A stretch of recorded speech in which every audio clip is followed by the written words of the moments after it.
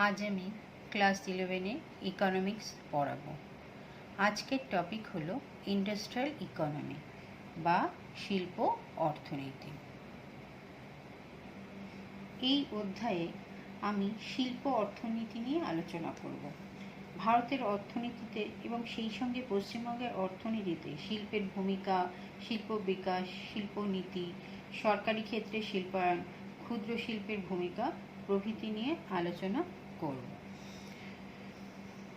প্রথমেই যে টপিকটা আসছে যে ভারতের অর্থনীতিতে শিল্পের ভূমিকা কী বা role of industry in Indian economy. আমরা জানি কি যে অনুন্নত দেশগুলির বৈশিষ্ট্য কি, যে অনুন্নত দেশগুলির বৈশিষ্ট্য হলো যে সেখানে কৃষি প্রধান জীবিকা এবং মোট জনসংখ্যার বেশিরভাগই কৃষিতে নিযুক্ত থাকে। কৃষির উৎপাদনশীলতা খুব কম। এই অনুন্নত দেশগুলির অর্থনৈতিক উন্নয়নের জন্য তাই কি দরকার? শিল্পের প্রসার দরকার বা শিল্পের বিকাশ দরকার। কৃষিতে শ্রমের উৎপাদনশীলতা অপেক্ষা শিল্পের শ্রমের উৎপাদনশীলতা বেশি, সেই জন্য কৃষি থেকে বাড়তি জনসংখ্যা সরিয়ে নিয়ে তাদের শিল্পে নিয়োগ করা যায়। তাহলে অর্থনৈতিক উন্নয়ন ঘটবে। কি বললাম? যদি কৃষি থেকে বাড়তি জনসংখ্যা সরিয়ে নিয়ে তাদের শিল্পে নিয়োগ করা হয় তাহলে অর্থনৈতিক উন্নয়ন ঘটবে। তাছাড়া উন্নত দেশের অভিজ্ঞতা থেকে আমরা কি দেখতে পেয়েছি যে যত অর্থনৈতিক উন্নয়ন হতে থাকে তত কৃষিক্ষেত্রের গুরুত্ব কমতে থাকে এবং শিল্পক্ষেত্রের গুরুত্ব বাড়তে থাকে। কৃষি থেকে উদ্ভূত জাতীয় আয় শতাংশ কমতে থাকে, অন্যদিকে শিল্প থেকে উদ্ভূত জাতীয় আয় শতাংশ বাড়তে থাকে। আবার জীবিকা কাঠামোর পরিবর্তনে দেখা যায় যে কৃষিক্ষেত্রে নিযুক্ত জনসংখ্যা শতাংশ কমতে থাকে এবং শিল্পক্ষেত্রে নিযুক্ত জনসংখ্যা শতাংশ বাড়তে থাকে। ভারতের অর্থনীতিতে এই প্রবণতাটি আমরা দেখতে পেয়েছি। ভারতে 1950 থেকে 51 সাল অর্থনৈতিক পরিকল্পনার মাধ্যমে উন্নয়ন ঘটানো হয়েছে। পরিকল্পনার মাধ্যমে শিল্পের বিকাশ হয়েছে।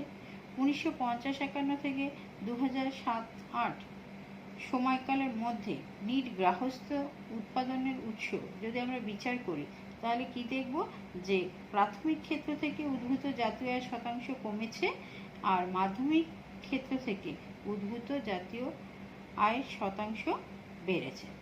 এখানে দেখো আমি একটি টেবিলের সাহায্যে তোমাদের দেখিয়েছি যে দেখো এখানে আছে প্রাথমিক ক্ষেত্র মানে কৃষিক্ষেত্র, মাধ্যমিক ক্ষেত্র মানে সেকেন্ডারি সেক্টর মানে শিল্পক্ষেত্র, আর টার্সিয়ারি সেক্টর মানে সেবা ক্ষেত্র।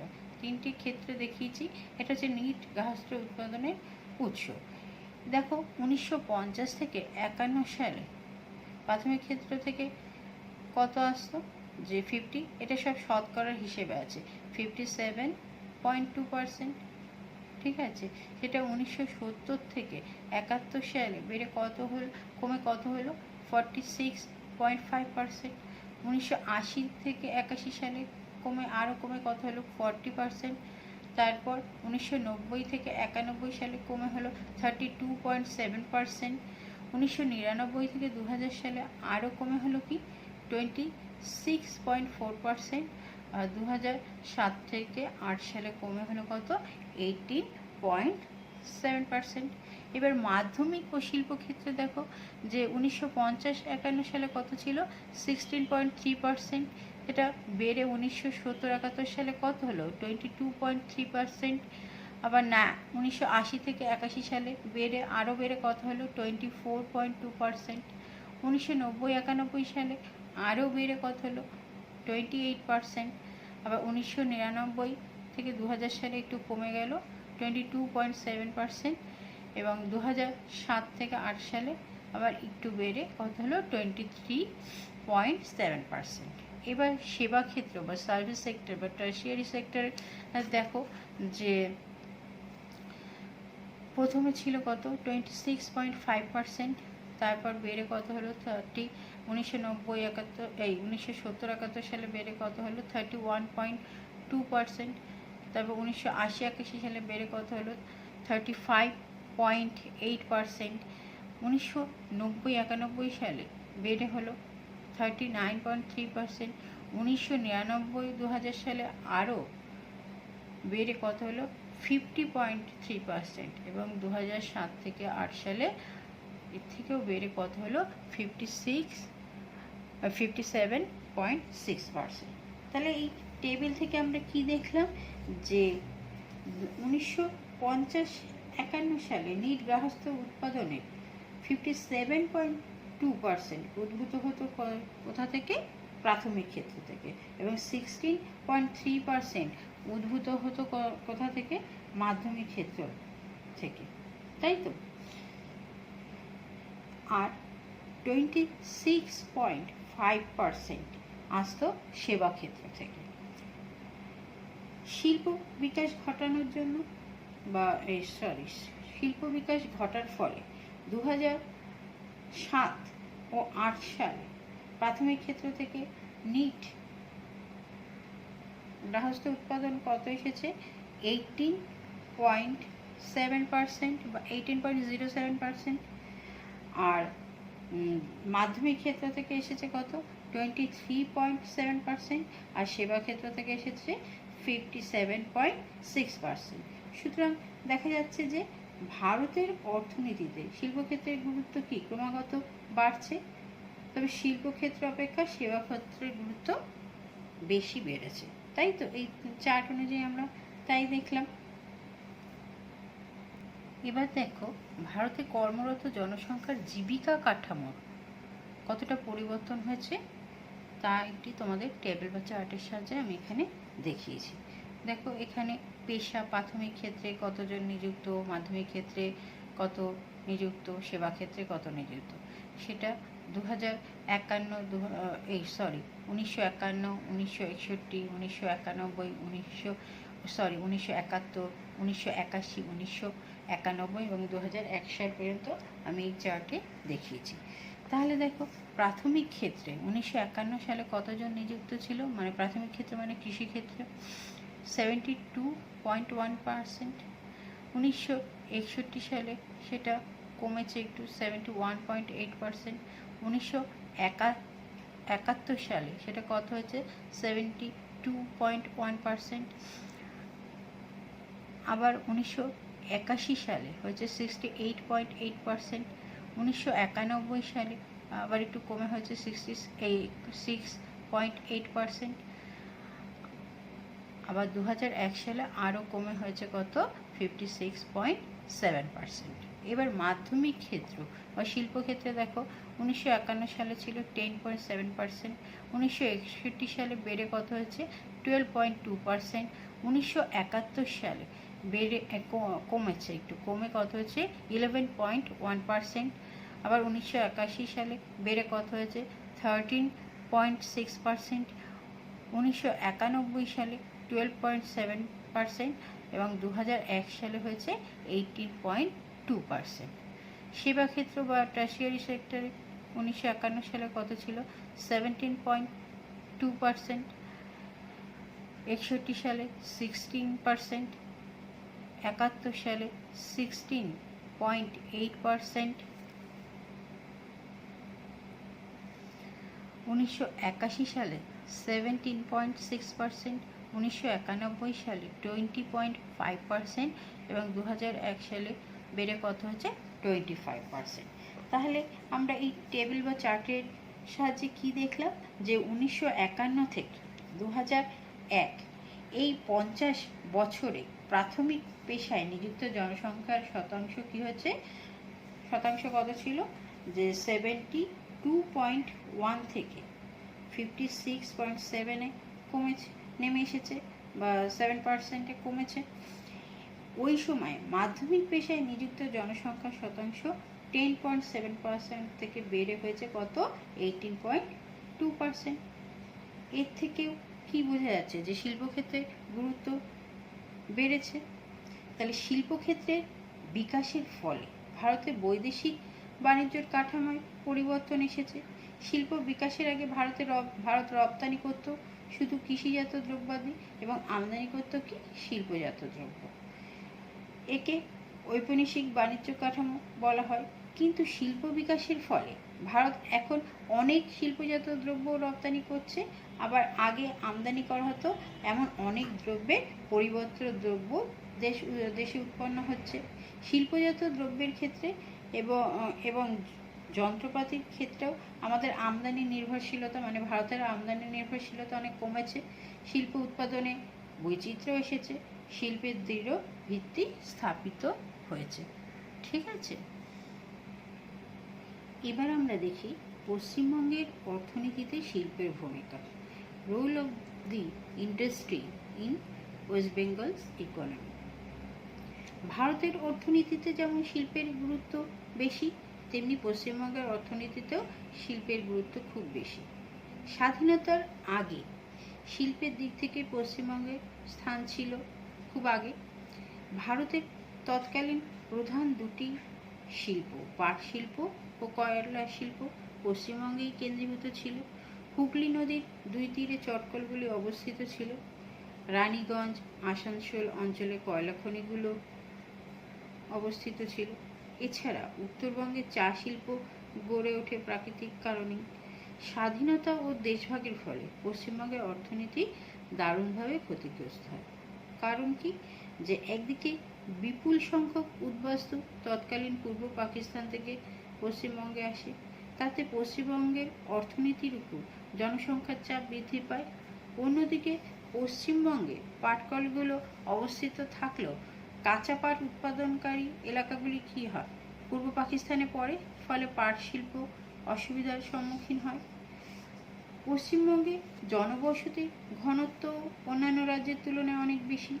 এখানে চাষযোগ্য জমির অভাব রয়েছে। কৃষিতে অনেক প্রচ্ছন্ন বেকার রয়েছে। কৃষিতে জনসংখ্যার চাপও খুব বেশি। প্রচ্ছন্ন বেকার ছাড়া শিক্ষিত বেকারও পশ্চিমবঙ্গে অনেক রয়েছে। এইসব বেকারদের কর্মসংস্থানের জন্য শিল্পক্ষেত্রের বিকাশ ঘটা দরকার। 2011-12 সালে রাজ্যের গার্হস্থ্য উৎপাদনে মাধ্যমিক ক্ষেত্রের অবদান ছিল 16%। সেই বছর প্রাথমিক ক্ষেত্রের অবদান ছিল কত, 44%, এবং সেবা ক্ষেত্রের অবদান ছিল 40%। 2001 থেকে 2 সালে মাধ্যমিক ক্ষেত্রের অবদান ছিল 18%, প্রাথমিক ক্ষেত্রের অবদান ছিল 32%, এবং সেবা ক্ষেত্রের অবদান ছিল 50%। কাজে আমরা কি দেখলাম, যে শিল্পক্ষেত্রের উৎপাদন আশানুরূপ বাড়ছে না। পশ্চিমবঙ্গের অর্থনৈতিক উন্নয়নের জন্য শিল্পের বিকাশ একান্ত প্রয়োজন। শিল্পের বিকাশ ছাড়া দ্রুত হারে রাজ্যে গার্হস্থ্য উৎপাদন বাড়ানো সম্ভব নয়। এবার আমরা দেখি পশ্চিমবঙ্গ ও ভারতের শিল্পায়নের ভূমিকা। Role of industrialisation in India and West Bengal.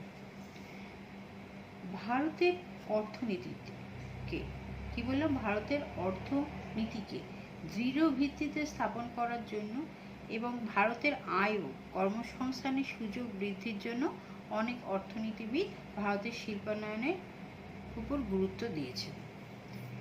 ভারতে দ্বিতীয় পঞ্চবার্ষিকী পরিকল্পনার সময় মানে 1955 থেকে 1956 থেকে 1960-61 সাল, এই সময় বৃহদায়তন শিল্পের বিকাশের উপর বিশেষ গুরুত্ব দেওয়া হয়েছিল।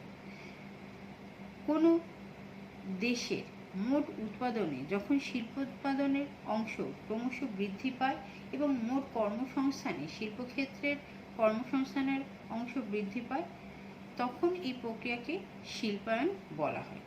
পশ্চিমবঙ্গের অর্থনীতি মূলত কৃষিভিত্তিক হওয়া সত্ত্বেও শিল্প বিকাশে গুরুত্ব স্বীকার করেছে, মানে শিল্প বিকাশের গুরুত্ব স্বীকার করা হয়েছে। ফলে বিভিন্ন পরিকল্পনাকালে ভারত তথা পশ্চিমবঙ্গের অর্থনীতিতে শিল্পায়নের গুরুত্ব ও ভূমিকা যে কত, তা আমি দেখো এখানে কয়েকটি পয়েন্টের সাহায্যে আলোচনা করব। যে প্রথম পয়েন্ট হলো কি, অর্থনৈতিক পরিকাঠামো সুদৃঢ় করে তোলা। কি বললাম, অর্থনৈতিক পরিকাঠামো সুদৃঢ় করে তোলা। কোনো দেশের অর্থনৈতিক পরিকাঠামো বলতে সড়ক, মানে রাস্তা ও রেল পরিবহন, টেলি যোগাযোগ ব্যবস্থা, বিদ্যুৎ উৎপাদন ও সরবরাহ ইত্যাদিকে নির্দেশ করা হয় বা ইত্যাদিকে নির্দেশ করে। এইসব সুবিধা বিস্তারের জন্য বিভিন্ন শিল্প স্থাপন করা একান্ত প্রয়োজন। এই সুবিধাগুলি বিস্তার লাভ না করলে দেশে ব্যবসা বাণিজ্য ও অন্যান্য অর্থনৈতিক কাজকর্ম বিস্তারে বাধা সৃষ্টি হয়। দ্বিতীয় পয়েন্ট কি দেখো, দৃঢ় শিল্পভিত্তি গড়ে তোলা। অর্থনীতির দীর্ঘস্থায়ী উন্নতির জন্য দেশে শিল্পের ভিত্তি সুদৃঢ় হওয়া প্রয়োজন। যদি দেশ বা রাজ্য কৃষির বৃদ্ধির উপর বেশি নির্ভরশীল হয় তবে আয় বৃদ্ধিতে অনিশ্চয়তা দেখা দেয়, কারণ কৃষিক্ষেত্রে বৃদ্ধির হার অনেকখানি অনুকূল মৌসুমের উপর নির্ভরশীল, কিন্তু শিল্পক্ষেত্রে বৃদ্ধির হারকে এই ধরনের অনিশ্চয়তা বিশেষভাবে প্রভাবিত করতে পারে না। কাজেই জাতীয় আয় বা রাজ্য স্তরে আয় বৃদ্ধির হারকে দীর্ঘস্থায়ী করে তোলার জন্য শিল্পায়ন প্রয়োজন বা শিল্পায়ন প্রয়োজন। তৃতীয় পয়েন্ট কি আছে দেখো, বিভিন্ন উপাদানের উৎপাদিকা শক্তি বৃদ্ধি করা। উৎপাদনের বিভিন্ন উপাদানের উৎপাদিকা শক্তি বৃদ্ধির জন্য দ্রুত শিল্পায়ন প্রয়োজন। যেমন শ্রমিকদের হাতে যদি উন্নত যন্ত্রপাতি তুলে দেওয়া যায় তবে উৎপাদনের বিভিন্ন ক্ষেত্রে তাদের উৎপাদন ক্ষমতা বৃদ্ধি পাবে। ভারতে সবুজ বিপ্লবের সময় উন্নত ধরনের কৃষি যন্ত্রপাতি কৃষিক্ষেত্রে উৎপাদিকা শক্তি বৃদ্ধির সহায়ক হয়েছিল। তার পরের পয়েন্ট কি আছে দেখো, প্রাকৃতিক সম্পদগুলির উপযুক্ত ব্যবহার সম্ভব। দেশে বা রাজ্যে প্রাকৃতিক সম্পদকে যথাযথভাবে ব্যবহারের জন্য শিল্পায়ন প্রয়োজন। যদি শিল্পক্ষেত্রে প্রয়োজনীয় ও উন্নত মানের যন্ত্রপাতির উৎপাদন হয় তবে সহজেই খনিজ সম্পদ, জল সম্পদ ইত্যাদির সঠিক ব্যবহার করা যায়। যেমন সৌরশক্তিকে ব্যবহার করে বিদ্যুৎ উৎপাদনের জন্য যদি সুলভে আধুনিক যন্ত্রপাতি সরবরাহ করা যায় তবে দেশে অনবীকরণযোগ্য বা নন রিনিউয়েবল প্রাকৃতিক সম্পদের ক্ষয় রোধ করা যাবে। তার পরের পয়েন্ট কি আছে দেখো, জাতীয় উৎপাদন ও রাজ্যের নিট অভ্যন্তরীণ উৎপাদন বৃদ্ধি সহায়ক হয়। কৃষি দ্রব্যগুলির গড় দামের তুলনায় শিল্প দ্রব্যগুলির গড় দাম বেশি হওয়ায় শিল্প উৎপাদন বৃদ্ধি পেলে একদিকে জাতীয় উৎপাদন বা জাতীয় আয় যেমন বৃদ্ধি পায়, অন্যদিকে যেমন যে রাজ্যে শিল্পের প্রসার ঘটে সেই রাজ্যে নিট অভ্যন্তরীণ উৎপাদনও বৃদ্ধি পায়। এর ফলে মাথাপিছু আয়ও বৃদ্ধি পায়, ফলে অর্থনৈতিক বিকাশের হার দ্রুত হয়। তার পরের পয়েন্ট কি আছে দেখো, আঞ্চলিক বৈষম্য হ্রাসে সহায়তা।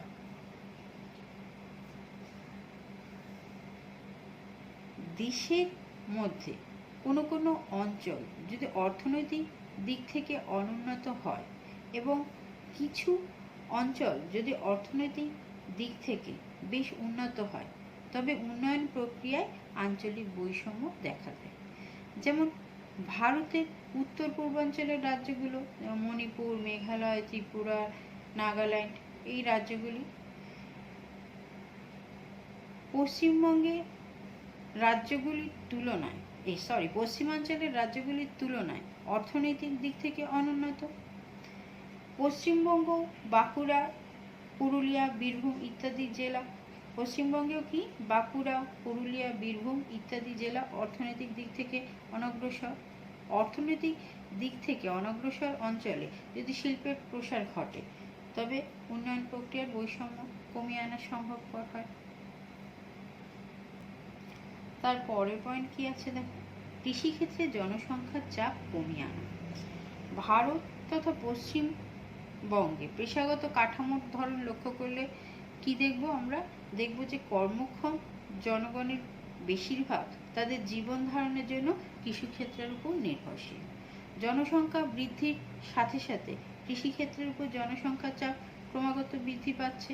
এর ফলে কৃষিক্ষেত্রে প্রচ্ছন্ন বেকার সমস্যা বৃদ্ধি পেয়েছে। তাছাড়া পরিবারের সদস্য সংখ্যা বৃদ্ধি পাওয়ায় ও উত্তরাধিকার আইনের ফলে জোতজমির গড় আয়তন ক্ষুদ্র থেকে ক্ষুদ্রতর হয়েছে। ফলে সেখানে ভরণ পোষণের উপযোগী চাষাবাদ সম্ভব হচ্ছে না। যদি শিল্পের প্রসার ঘটে তবে কৃষিক্ষেত্রের উপর জনসংখ্যার এই চাপ কমিয়ে আনা সম্ভব। বর্তমানে পশ্চিমবঙ্গে বেশ কিছু জেলার কৃষিক্ষেত্রে, যেমন মুর্শিদাবাদ, মালদহ, কুচবিহার ইত্যাদি জেলায় কি দেখা যাচ্ছে, যে কৃষক পরিবারের অনেক সদস্য এই রাজ্যের শহরাঞ্চলে বা অন্যান্য রাজ্যে কাজের সন্ধানে স্থানান্তরিত হচ্ছে। সেই পয়েন্ট কি আছে, কৃষিক্ষেত্রে উন্নয়ন সম্ভব হয়। শিল্পের বিকাশ ঘটলে তার প্রভাব কৃষিক্ষেত্রে পড়ে, এবং শিল্পের বিকাশ ঘটলে কৃষিক্ষেত্রে উন্নতি ঘটতে পারে। যেমন শিল্পক্ষেত্রে যদি উন্নত কৃষি যন্ত্রপাতি উৎপাদন হয়, তবে কৃষিক্ষেত্রে সেগুলির ব্যবহার বৃদ্ধির মাধ্যমে কৃষির উৎপাদন ও আয় বৃদ্ধি সম্ভব হয়। তাছাড়া কৃষিভিত্তিক শিল্পের প্রসার ঘটলেও, যেমন ফল প্রক্রিয়াজাতকরণ শিল্পের বিস্তার যদি হয়, তাহলে কৃষিক্ষেত্র উপকৃত হয়। আজকে আমি তোমাদের এই পর্যন্ত পড়ালাম। আজকের ক্লাস এখানেই শেষ হলো।